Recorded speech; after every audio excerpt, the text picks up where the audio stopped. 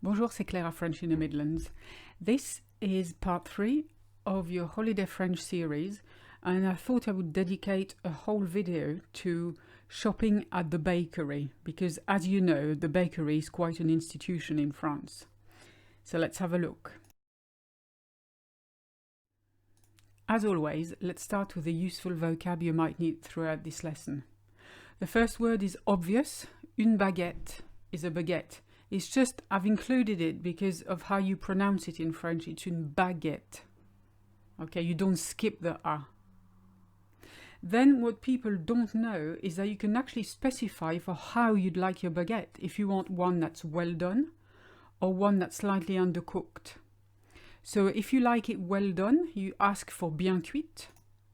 Slightly undercooked, you'd ask for pas trop cuite.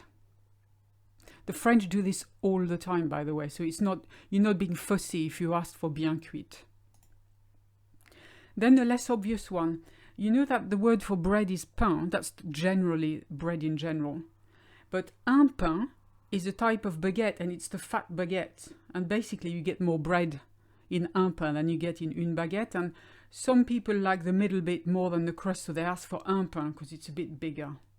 I quite like this one, it's worth having a go as well. And then you've got une couronne. There's those circular baguettes, but they're like the width of a baguette, but they're shaped like a wheel. And some are a little bit arty the way they're done. They're quite nice as well. Perfect for people who don't like the end, like me. I'd much rather have this than une baguette. Of course, the usual goodies, pain au chocolat. The only difference between pain au chocolat or croissant is the chocolate in it. It's exactly the same pastry. It's puff pastry. Then you can ask for une tartelette aux fraises. You'll notice in every French cake shop, you will have a display of glazed strawberry, raspberry, or whatever fruit they can put in it, little tartlets. They're really nice, and even the base is really nice. So if you want one with strawberries, you would ask for une tartelette aux fraises, and then just replace aux fraises with whatever fruit is there, really. So a raspberry one would be une tartelette aux framboises. Then you got the obvious ones, un éclair au chocolat or au café. People don't know that the café flavor exists. It's really nice. The difference you have between those in France and England, in France they're actually made with custard. So if you want un éclair au chocolat, it's chocolate custard inside. It's actually crème pâtissière. It's not just custard, it's a bit posher. And then if you have the coffee one, you've got coffee custard in it, and even the coffee is really nice. And I don't know why, but wherever you go, they've always run out of the chocolate one, so you've always got the cafe one left. But they are equally nice. Well worth a try. Also, one little trick you need to know, if they've completely run out of eclairs, and that's absolutely what you have to have there and then, I've been there, so I know what I'm talking about, you can ask for une religieuse. Not every bakery will do them, but basically they look like a snowman, but it's the same pastry as a chocolate eclair, and it's the same custard inside, so it's exactly the same thing, but it's shaped differently. You've got a big ball as a base and a little ball on the top, with the same glazing on top.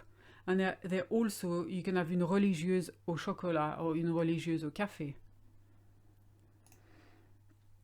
And of course, the unavoidable millefeuille, which is a custard slice. I love the name of that one, 1,000 leaves, or 1,000 sheets, which literally, you know it's 1,000 when you bite into it, and it completely dissolves everywhere. Plus the custard will squeeze out at the end. It's like a burger. It's impossible to eat without making a mess. So just make sure you get home before you tackle that one. And finally, as all foreigners know, you're used to going in a bakery and paying everything with notes. Now the poor bakers run out of change very quickly as a result. So they're always asking people, vous avez de la monnaie, or vous avez la monnaie? Have you got the change, or have you got any change? So be careful with that one, because la monnaie is not the money, it's the change. The money is l'argent, which is the same word for silver, if you remember.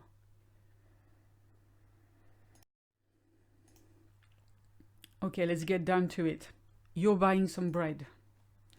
The standard phrase they will ask you as you walk into the bakery is bonjour madame or bonjour monsieur, vous désirez? Now, vous désirez is very posh old French for what do you desire, which is basically what would you like.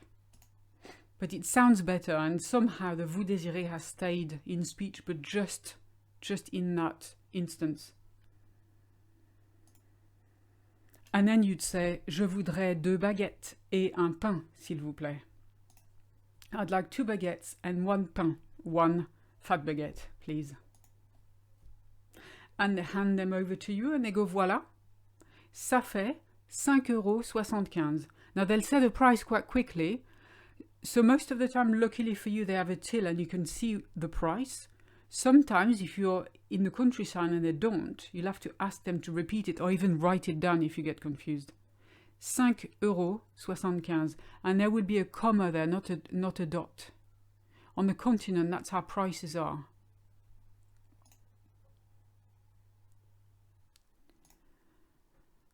And then, of course, you get your 50 € note and they go, ah, je suis désolé, on n'accepte pas les billets de 50 €. Vous avez la monnaie?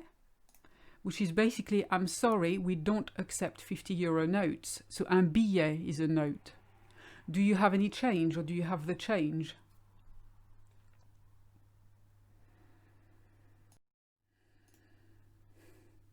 Then you're buying cakes. Far more interesting. Same thing, bonjour madame, vous désirez? Je voudrais 2 tartelettes aux fraises, 1 éclair au chocolat et 1 millefeuille, s'il vous plaît. Millefeuille is quite hard to pronounce because you've got 2 things to remember. You've got that ILL rule, as in feuille, which means you don't say le, you say ye. But you've got mille, which is an exception to the rule. So millefeuille. If you cannot pronounce it, just point and go ça, s'il vous plaît. This, please. So I'd like 2 strawberry tartlets, 1 chocolate éclair and 1 custard slice, please. And they go, voilà, ça fait 12,55 €. There you go, that's 12,55 €. 12,55 €. Now here is the bit that people are not aware of. You can ask for a sandwich in bakeries. Not all of them will do it, some of them. It's worth asking just in case. So you'd ask, vous faites des sandwichs ici? Do you make sandwiches here? Always worth asking, even in a cafe. In a bakery, the advantage is they make your sandwich with a fresh baguette. So it's about, say, a third to half a baguette, so you'd better be hungry. And you've always got the same options. If they say yes, they'll say oui, jambon, fromage ou pâté. So these are the standard 3 options, which you can mix and match if you want. When they say fromage, by default, they mean Gruyère cheese. If you want a different type of cheese, it's always worth asking. Sometimes they have a camembert stashed in the fridge, and nice ripe camembert with a fresh baguette. You just can't beat that. So the options are cheese, ham or pâté. And then what I normally ask for is either un sandwich jambon fromage et un au camembert. C'est possible? So may we have 1 ham and cheese sandwich and 1 with camembert? Sometimes they only have 1 option, but it's always worth asking. Oui, bien sûr. Patientez un instant, je reviens tout de suite.